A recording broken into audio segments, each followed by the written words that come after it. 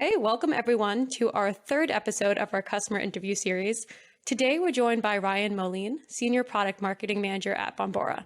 And a fun fact about Ryan, he was actually one of our first customers of Navattic, not at Bombora, at a previous company, but Ryan gave us kind of the first initial tips and talked with our founders, guiding the direction. So really cool full circle moment to see from when we first talked to Ryan, interviewing of should we even build this product, to interviewing him as a customer now. Yeah, it's come such a long way. It's been really cool to see the evolution of the platform and the project and the team you put together. It's been fantastic. So excited to be a part of the ride here. Yeah, and I'm really excited to talk through this use case today because it's pretty different than what we see most customers building. Because most customers, obviously, they're building demos for their product. But as the partnership manager, you're in charge of also helping with partner enablement. So the example we're going to go over today is actually a demo you built for another one of your partners.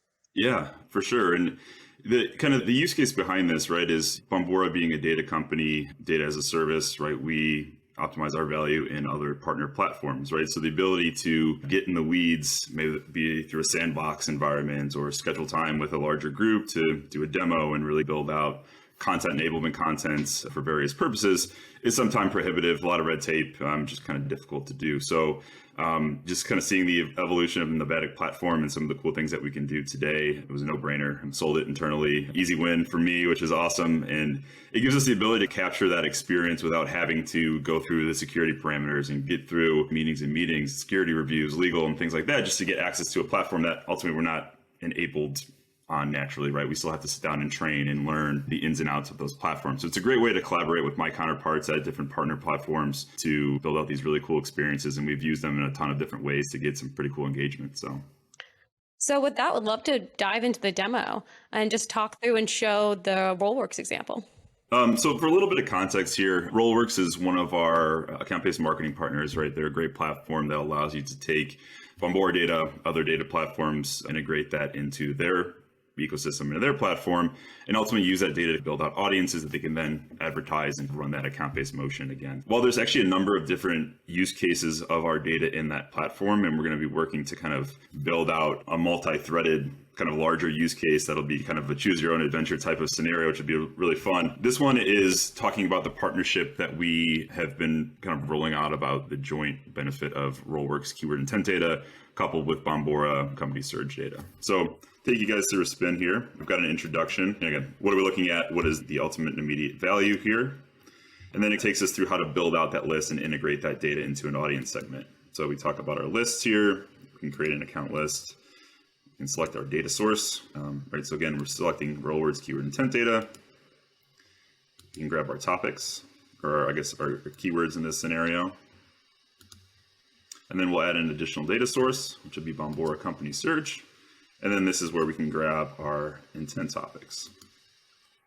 So it talks through like building out the filter criteria, the and, the ors, the results in terms of the accounts that meet that specific criteria.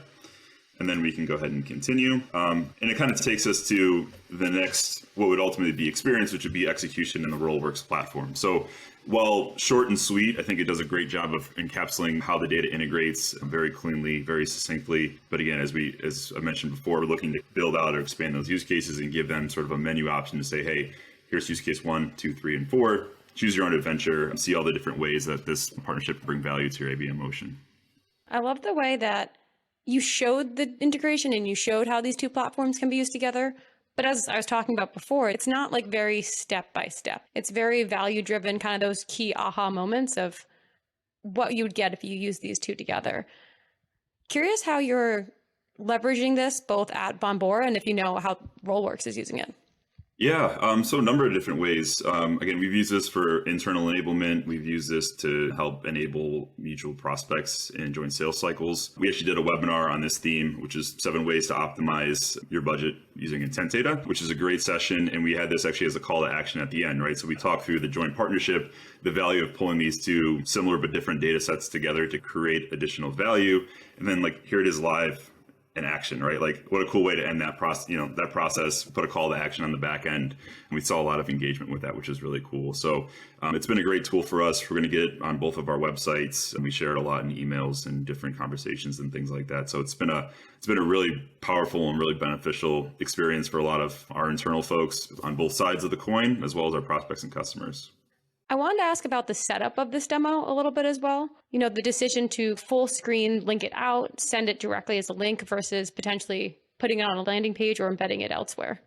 Yeah, I think we approach this more as joint enablement than necessarily lead gen. I think we've certainly been able to capture some inbound traffic from this for sure. But I think the goal here was ultimately to enable, our market and what is the value of these two data sources working together. Let as many people as possible get their hands on it, get their eyes on it, and experience that for themselves. Especially as we think about certain use cases going forward, and this varies partner to partner, we might use this more exclusively as a lead gen tool, right?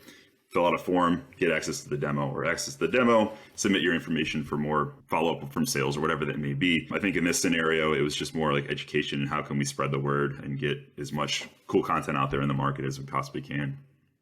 That's a great framework. If it's lead gen, you might want it embedded somewhere. You might want additional text or CTAs around it versus enablement. Like you want it as big as possible. You want to feel like you're in the actual product.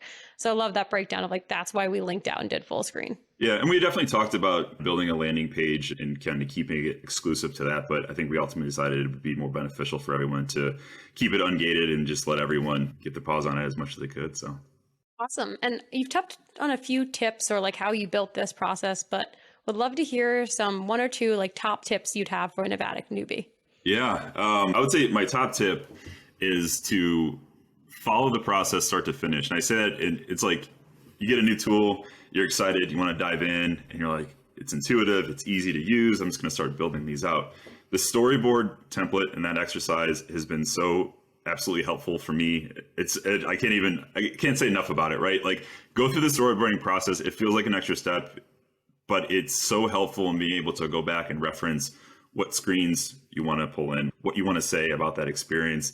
And there's been so many times where I've gone through and I realized I'm missing a step or I've got duplicate steps, things like that. As I'm like building this through, I always go back to that storyboard and I always use that as my rock and my anchor to say like, what are we trying to detail here and how are we trying to portray that to our audience? So I would say tip number one is absolutely use that storyboard to your advantage. It's a great way to collaborate with, if you're doing it like we are, with partners or external stakeholders as well, but also internally, right? It's a great way to kind of share that story across your team, collaborate on building out that messaging or that positioning, however you want to structure that, and then ultimately taking that template and replicating it in the platform directly. I think that's just fantastic. So I think what we saw before of how succinct your demo was, of how it really highlighted those top features, that is such a telltale sign of using the storyboard template.